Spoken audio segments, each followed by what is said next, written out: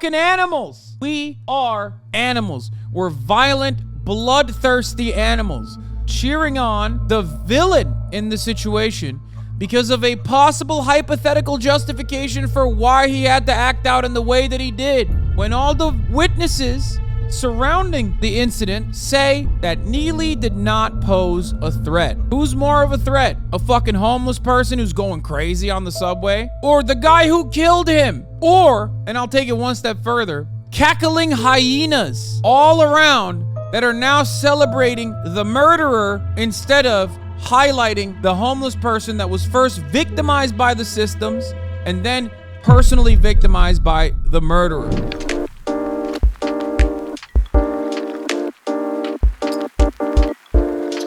Okay, something that's not funny that I've literally been avoiding harder than you avoid the top of the hour ad break. Harder than you avoid the top of the hour ad break. Amazing. Top of the hour ad break. Amazing. Ad break.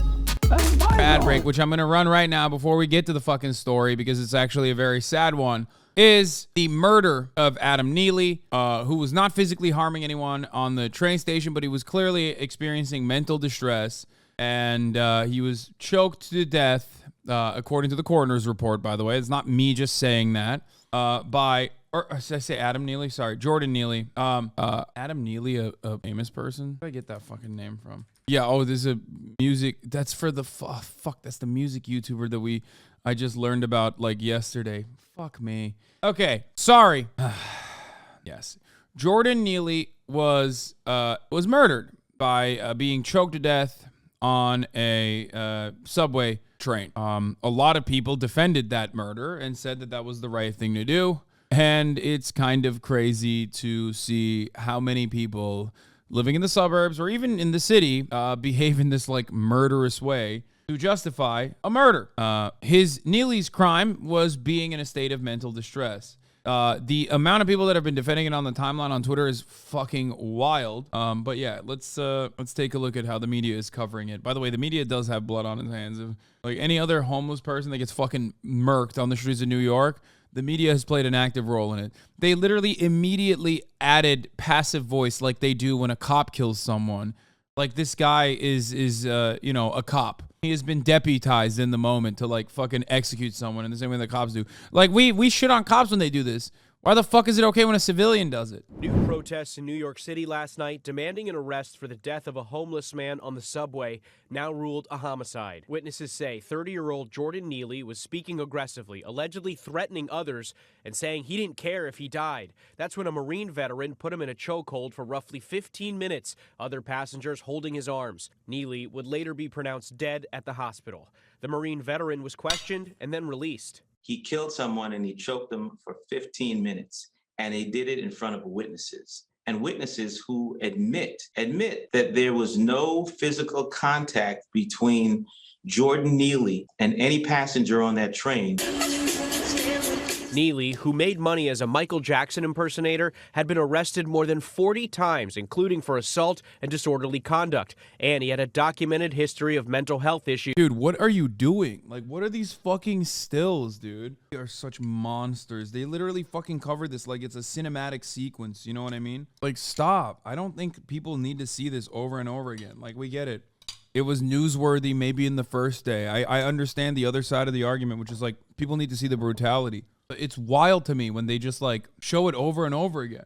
Which were reportedly exacerbated by the murder of his mother when he was 14. New York City is not Gotham. You can't take the law into your own hands and choke someone to death who's having a mental health crisis. As the district attorney investigates the case, the mayor is urging against a rush to judgment. They're doing their investigations, and I'm going to respect that. There are many layers to this. Advocates say the tragedy is more evidence of the system failing to address what's now become a mental health crisis across America. There's some forms of mental illness that are episodic. It doesn't mean that because you see someone in a moment that they are, in the worst possible condition.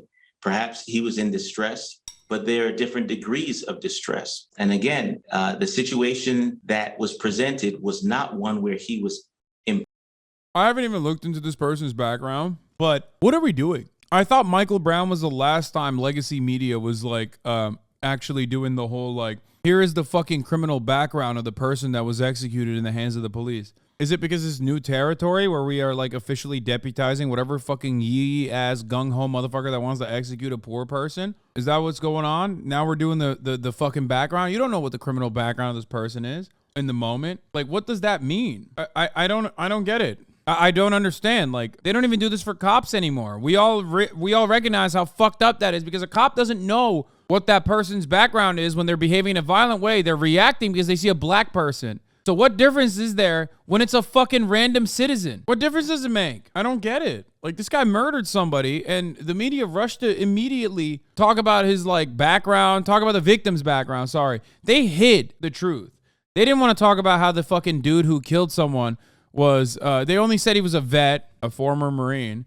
They never actually said that his dad was a fucking New York State trooper, obviously, which, you know, certainly adds another layer to it, don't you think? Yeah, for the record, it looks like the Daily Mail accidentally leaked the last name of Jordan Neely's killer, Daniel Penny, on a photo caption hours before he was actually identified. So now it's confirmed that the news orgs had his name for some time, but did not release it to protect him. Penny is seen restraining Jordan Neely on an F train in NoHo Monday afternoon. Neely fell unconscious, died shortly afterwards. I don't know. Fuck, I'm sorry to show you that. I don't know if that's confirmed or not, but they literally removed the name for the caption after this tweet came out. On Monday night, Jordan Neely was placed in a chokehold on a subway by an unnamed former Marine. They knew his name and they hid it. Why did they do that, you think? Why? Anyway, let's see if the exact steps that took place for Jordan Neely to become the person that he became. Let's identify like if he ever cheated at school all the way down to that level to justify his execution. But God forbid we find out what the fucking killer's name is, because then we could do some actual research on the matter on the dude who fucking killed the person. But again, inflicting physical harm on anyone. The Marine veteran who put Neely in the chokehold has hired a lawyer who has been in contact with the DA's office. Hi, everyone. George Stephanopoulos here. Thanks for checking out the ABC News YouTube channel. That rotten bitch. Candace Owen. That rotten bitch. She's the worst. I can't think of a worse way to make money.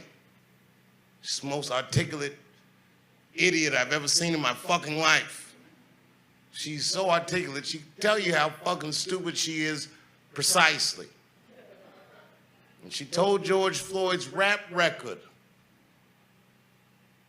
on the internet, oh, he was this, he did that, and he's a drug addict, and he's not a hero, and why does the black community make him a hero? Why do you choose him as a hero? We didn't choose him, you did. They killed him, and that wasn't right, so he's the guy. We're not desperate for heroes in the black community. Any nigga that survives this nightmare is my goddamned hero. my general opinion is that if someone is just laying on the ground, choking someone in a public place for 15 minutes, that's murder, that's it. I don't think people understand. There are people who you can just murder, okay? And everyone will celebrate you for it. Homeless people, you know what I mean? A black homeless person in a state of mental in a state of mental distress in public, it's done. It's a wrap. That's it. These people are not seen as those who are failed by the state. They are seen as criminals automatically. And it doesn't matter if their fucking rap sheet is filled to the brim with loitering arrests, with fare evasion arrests. They will turn around and say 44 times he's been arrested. This guy's a massive criminal. Mind-boggling, but we are a deeply evil society. We are a deeply evil society. This is maliciously evil. I'm not going to excuse it. AOC is evil. That is, she's evil. AOC says Jordan Neely was murdered, but because Jordan was houseless and crying for food at a time when the city is raising rents and shipping services to militarize itself, while many empowered demonize the poor, the murderer gets protected with the passive headlines and no charges. It's disgusting. She's right. She said the right thing.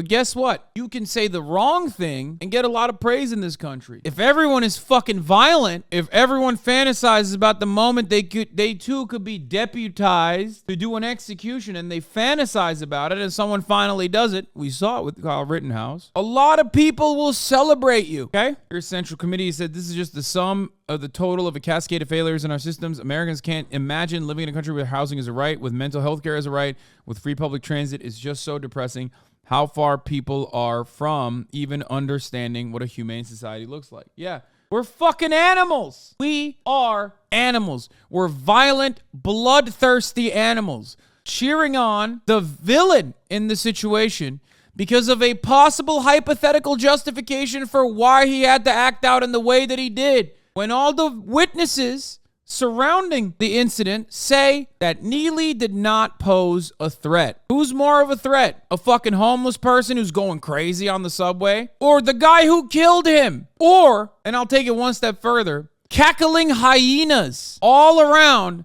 that are now celebrating the murderer instead of highlighting the homeless person that was first victimized by the systems and then personally victimized by the murderer. Who's more violent? I think the people celebrating the fucking murder are more violent. It's crazy. What are we doing? We have no law and order in this country. We have none of that. How can you say you have law and order and you think there's no law and order because homeless people exist because they've been fucked over by the systems over and over again with no adequate mental health? How can you say there's law and order in this country when a dude who was like trying to fuck underage girls online, who's a current military member and an Uber driver, gets in his car with his fucking gun, drives over to a Black Lives Matter protest, shoots a Black Lives Matter protester who was trying to like defend his quadriplegic girlfriend that he was wheeling around, kills the fucking guy, former airborne, by the way, the victim in this circumstance, in the state of Texas, and is found guilty by a jury of his peers for the murder. Why? In the state of Texas, this is the stand your ground, castle doctrine state. How did this person get found guilty by 12 men and women that are his peers? Because he talked about it. He wrote about it everywhere where people could hear him. He fantasized about murdering Black Lives Matter protesters. He said he's going to go to a protest and kill a protester. And it was so much that beyond a reasonable doubt, they found him guilty of murder. What did the right do? What did they do? They looked at that situation and said, nah, he killed a BLM protester. We want that to happen. We fantasize about that all the time. We want to fucking make sure that that's legal. They pressured, ironically, also handicapped, paraplegic Governor Greg Abbott. Now, the reason why I'm mentioning that is because the dude who died was a Black Lives Matter protester who was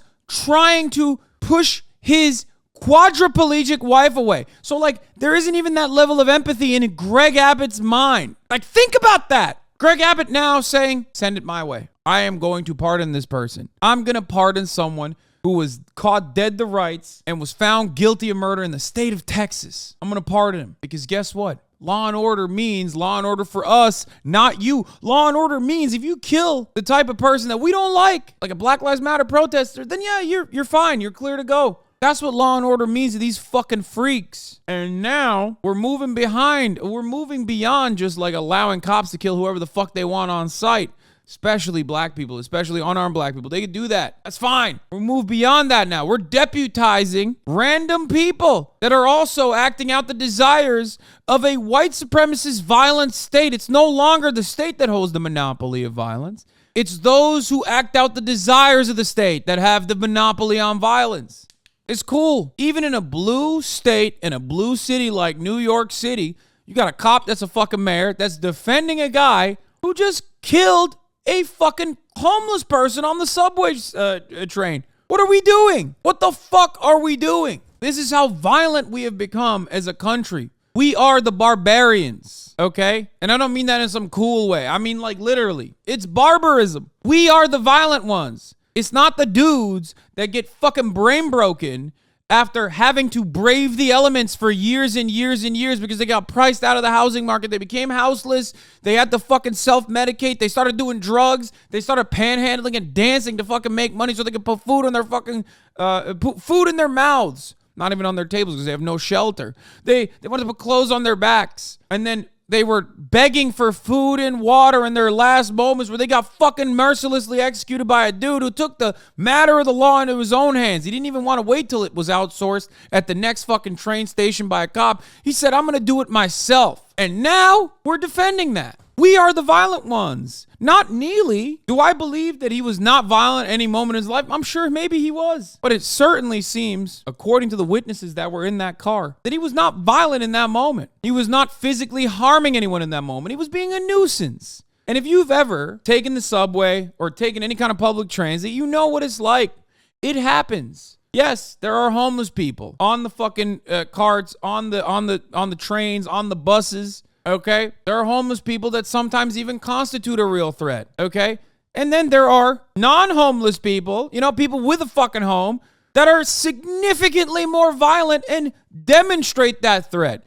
But because they are a part of the normal society, you haven't depersonalized them in your minds. You don't think about it in the same terms. At most, the way that we experience homelessness is a fucking nuisance and sometimes a violent one. That's the only thing we see about homelessness. We don't think about the steps that it took for a beautiful young life to turn into what you see on that fucking video in the lead up to that violent action, in the lead up to that murder. We never think about that. We just see homeless people as like annoying at worst. That's the way we experience it. Meanwhile, many of the people that defend that execution are like one bad healthcare crisis away from being Jordan Neely. That's the craziest part. 40% of this country does not have $400 in emergency funds.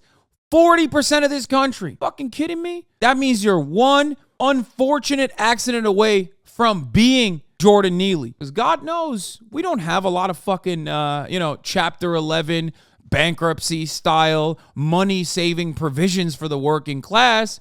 The best you get if you're in a fuckload of debt due to unforeseeable conditions is maybe a little bit of fucking welfare. And even that is conditional. And even that's constantly being talked about as though it's a moral hazard. You got no safety nets if you're working class in this fucking country. And you are so close to being just like Jordan Neely. And you don't even know it because, hey, you got a steady diet of Mountain Dew coming down your way. You can go to Applebee's every now and then and pay for a $5 jalapeno popper. You got a new TV in the living room, so you don't even think about it. You're like, fuck it. That's not going to happen to me. That's crazy.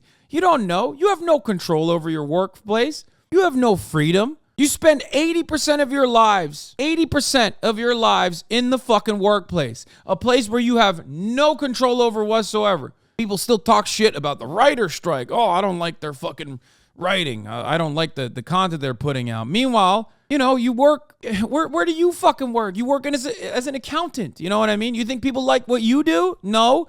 Is that what we're doing? We're making qualitative assessments on your fucking job and how I personally feel about it for you to get back a larger percentage of the fucking value that you literally generate? You're a white collar guy who sits and listens to me at fucking work all goddamn day, making it seem like you're working every time your manager passes by. And you're over here making assessments on, well, do you deserve a percentage of the fucking value that you generate? Only if I like what you're doing. Come on. We're all doing the same dumb shit, okay? And the difference between someone like yourself and someone like Neely is that his spawn point was worse than yours.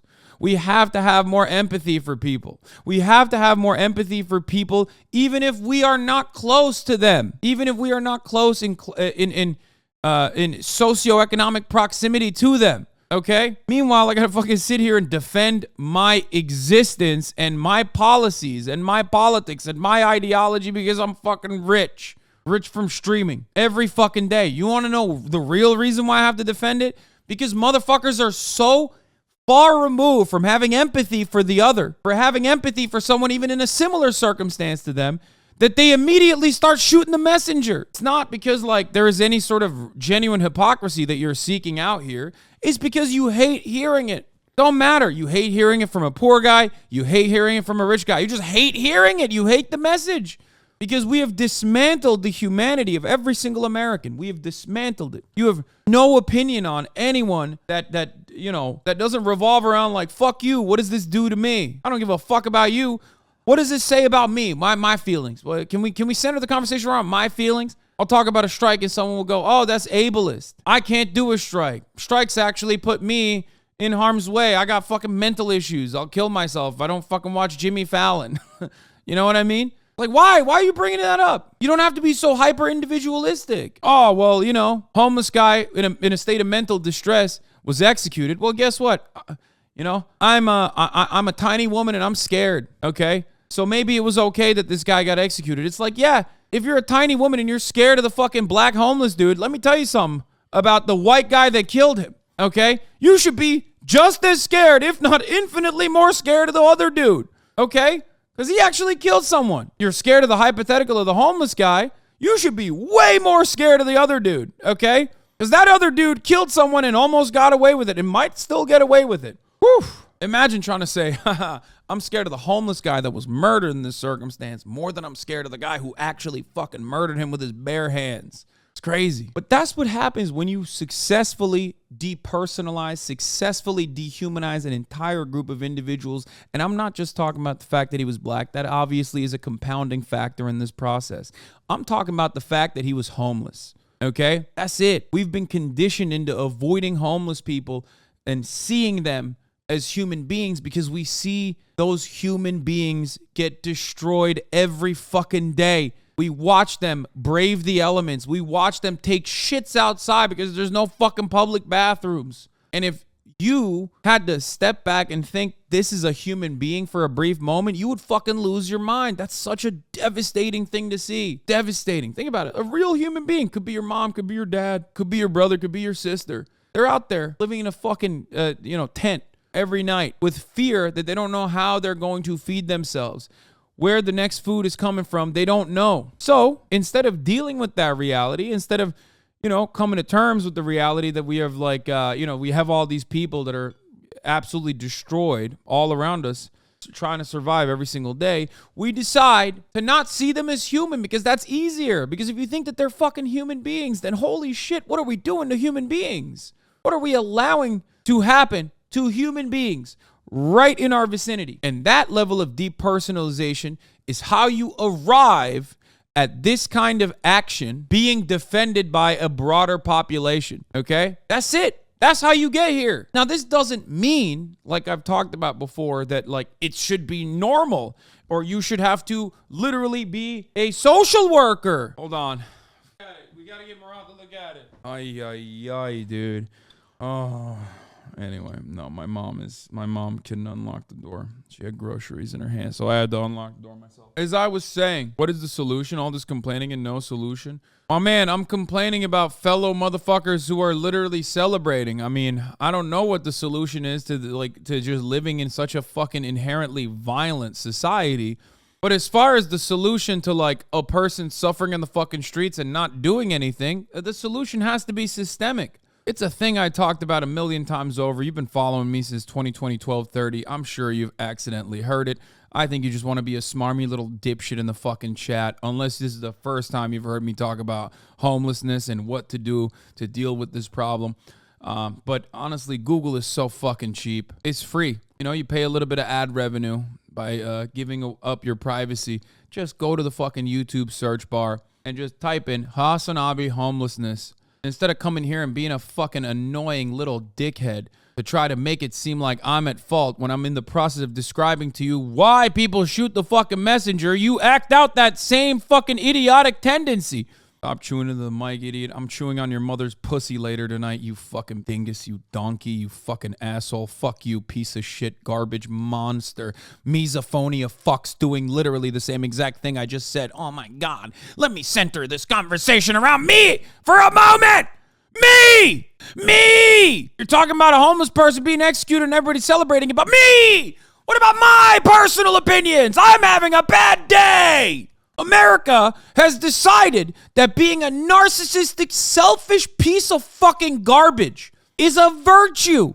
It's a virtue. And you can do it with every type of politics. You could do it on the right, by vice signaling. You can do it on the left by virtue signaling. It's fucking awesome. You can come into a leftist space and be like, I know you're talking about a homeless dude being executed in broad daylight and the broader majority of society fucking celebrating it instead of going, holy fuck, that's actually terrifying. That could be any of us.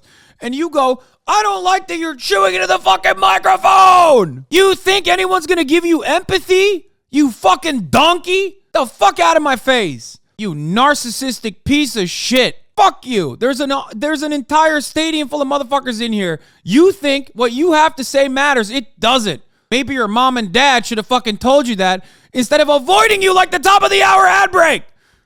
Which comes at the top of the hour and sometimes at 3:25. If you no longer want to see those ads, all you need to do is subscribe for $5 or for free with a Twitch Prime by connecting your Amazon Prime account to your Twitch account. Puro Idamo. Thank you for the 10 gifted subs. Vbonjik, thank you for the 10 gifted subs. XV4NDALX, thank you for the 10 gifted subs.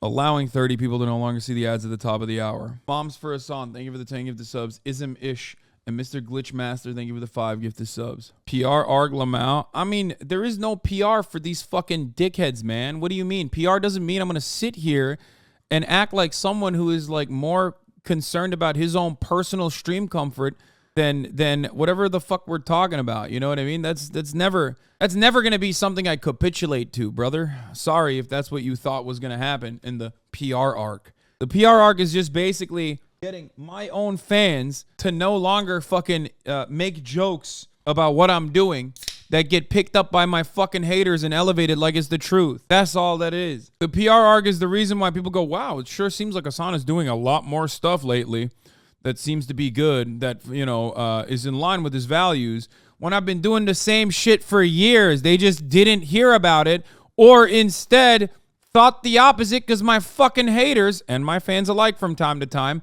would either jokingly or in a very serious way lie. Guy had 44 assault charges. Wait, 44 assault charges? First of all, if that dude had 44 assault charges, okay, and he wasn't attacking people, you're lying. So either you're misguided or you're just straight up lying. I'm just going to let you know. Like, the people in the cart that were fucking filming the process said that he wasn't actually a serious physical harm to anyone. But if you think that the guy has 44 assault charges, don't you think that that is like a major fuck up by the system itself?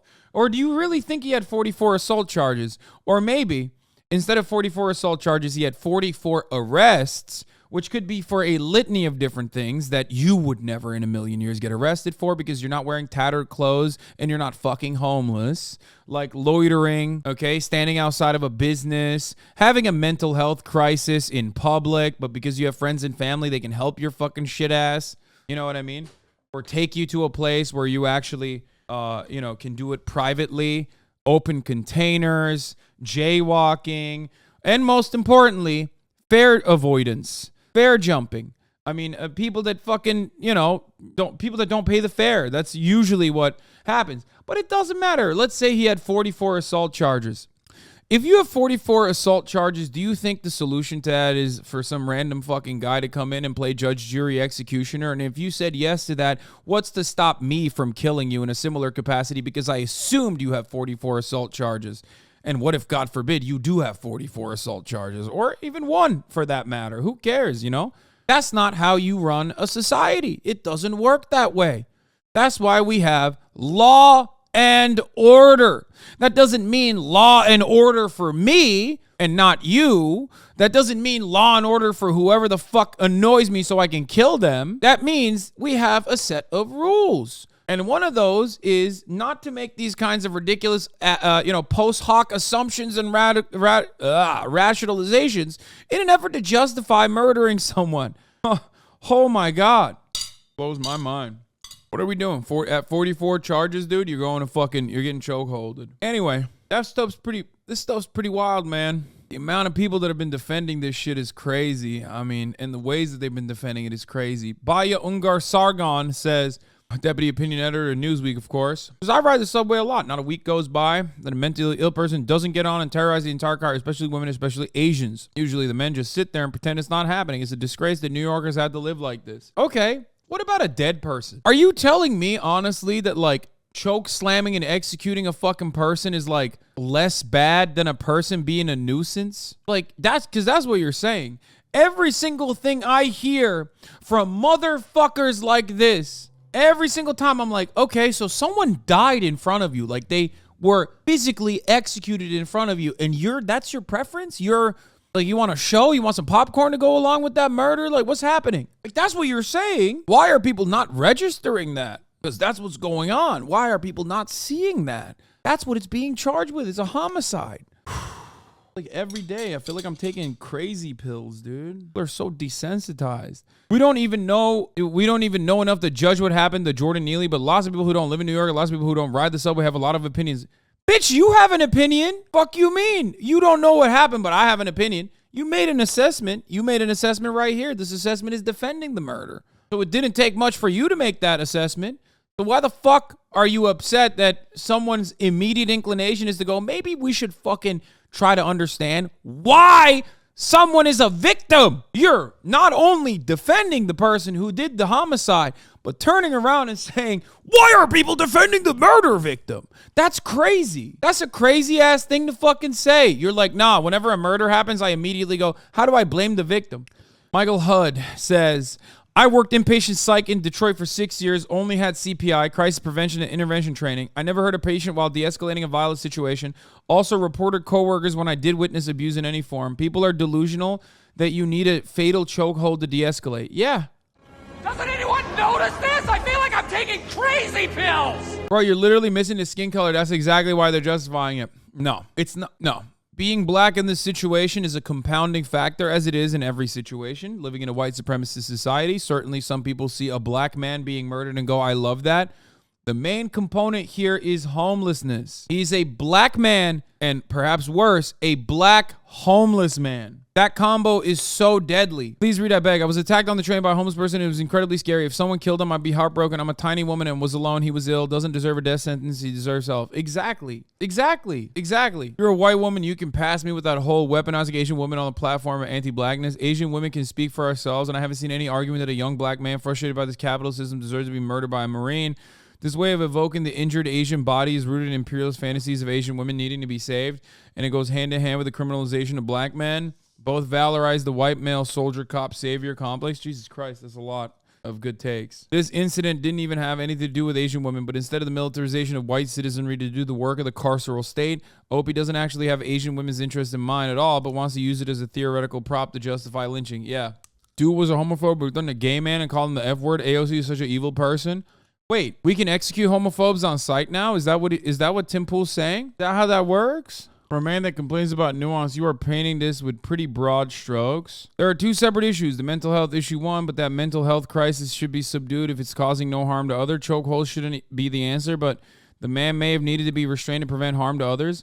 Yeah, but like all the witnesses there have said, again, that like this person was not causing a physical harm to anyone. So why do you find it in yourself and in your mind as a 15-month subscriber to turn around and fucking say he was being threatening in an enclosed space and he should be restrained in that regard? Like, maybe not in that regard, but you should fucking restrain them physically. So here's the thing. I know why Chatter's saying that. Because Chatter's a Twitch watcher. You fucking don't want to go outside and you're terrified of that, most likely, just like plenty of other people are. And you hear so much about homeless people like fucking shitting and pissing and farting all over you when you go outside and like steal your shit, that you're terrified of that prospect. So you're either A, speaking from your own personal trauma of an experience that you had with a homeless person that did not go in the way that you wanted it to, or B, worse, saw it on TV and think it's going to happen to you and you're deathly afraid of it. So now you have decided that's what's happening here. This guy was like physically attacking people, not just being like a fucking nuisance and you know, mentally ill, but like straight up was like being violent to people. You're fantasizing about that violence so you can justify the escalation of violence from the other person. Okay? Now, like I said, I know why so many people fucking do this. You have to also understand, like, every single person sounds like a fucking bloodthirsty fascist when it comes to the story. Why? Well, it's because of the two things that I mentioned. There's more to it than that, but the main two components is either A, they had their own personal traumatic experience and they're just like reliving it every single time this conversation is happening, Or two, they personally haven't had this, but they've seen it on TV, so now they're fucking terrified, right? It's not normal to go through public transit and have human suffering in your face, especially if human suffering can turn into like an altercation, okay? It's not normal to be a social worker on the way to fucking work. It's not. We're not trained for that. That's why we have people trained for it. We should be paying them a fuckload of money and hiring more of them to deal with this problem.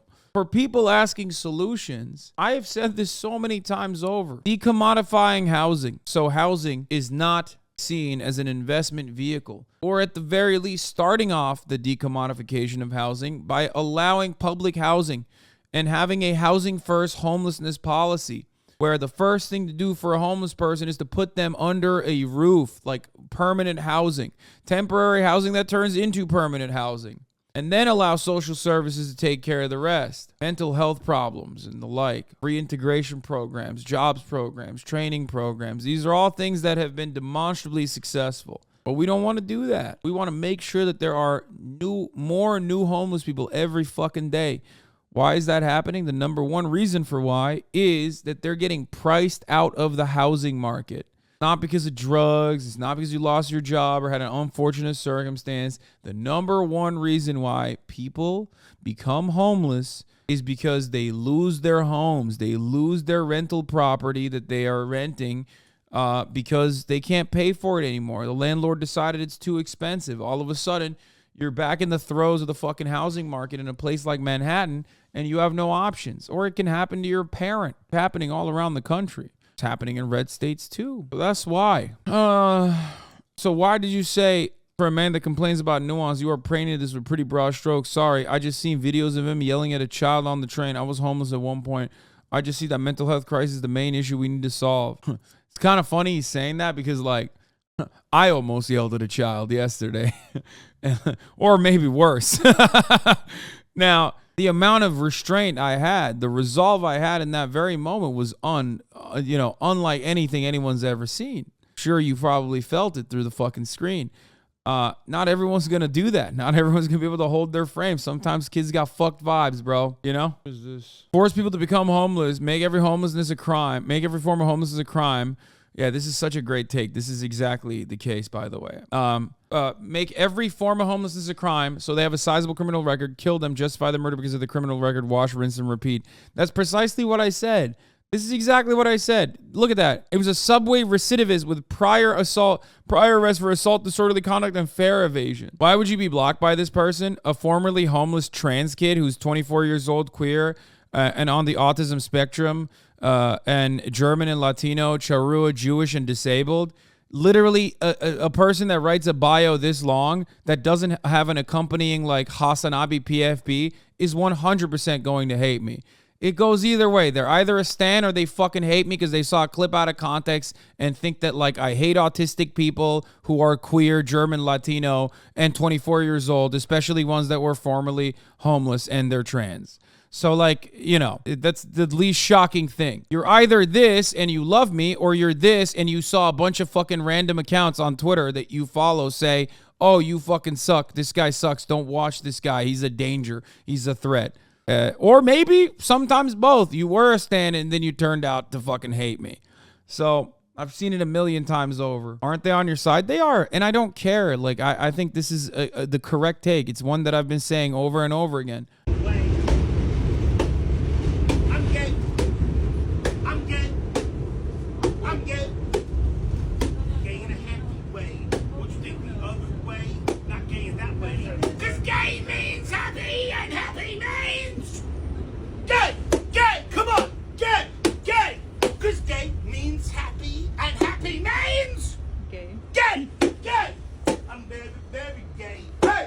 If I'm gay in a happy way, why I want to go to McDonald's? For a happy meal? For a happy meal? I want my happy meal! I want my happy meal! Why I want my happy meal? I'm super what? Gay. Gay! Why is someone choking him out? Yeah, I know. It's surprising that no one stood up to shoot him in the head. There weren't any Marines on the subway. Fuck, I know. America had a much higher fucking rate of crime. America had a much higher rate of crime. in the 80s and 90s.